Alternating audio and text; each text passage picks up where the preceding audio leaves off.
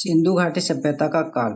दोस्तों, इस सभ्यता के पुरातात्विक और साहित्यिक स्रोत दोनों ही प्राप्त हुए हैं, परंतु साहित्यिक स्रोतों को अभी तक नहीं पढ़ा जा सका है। इसलिए इसके काल को पुरातात्विक स्रोतों के आधार पर ही बताया गया है। इसी वजह से इस काल को लेकर अलग अलग इतिहासकारों में मतभेद और अलग अलग मत हैं। जैसे सर जॉन मार्शल के अनुसार सिंधु घाटी सभ्यता का काल 3250 ईसा पूर्व से लेकर 2750 ईसा पूर्व तक का है।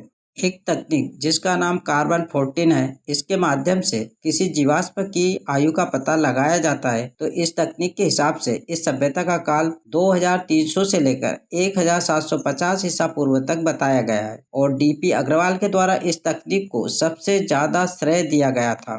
दोस्तों, कई किताबों में आपको इसके अलग अलग काल देखने को मिलेंगे, जैसे कि 2400 से 1700 ईसा पूर्व और 2350 से 1750 ईसा पूर्व। सिंधु घाटी सभ्यता के काल को 3 चरणों में विभाजित किया जाता है। प्रारंभिक चरण 3300 ईसा पूर्व से लेकर 2600 ईसा पूर्व, प्राथमिक चरण 2600 ईसा पूर्व से लेकर 1900 ईसा पूर्व, अंतिम चरण 1900 ईसा पूर्व से लेकर 1300 ईसा पूर्व।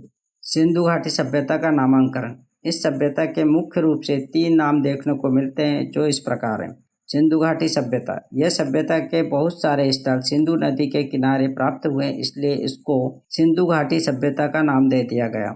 सिंधु एवं सरस्वती सभ्यता। कुछ स्थल सरस्वती नदी के किनारे भी प्राप्त हुए, इसलिए यह नाम भी इस सभ्यता को दे दिया गया, परंतु यह नाम कुछ इतिहासकारों के मध्य ही उपयोग में लाया गया और इस नाम को किताब में बहुत कम प्रचलित किया गया।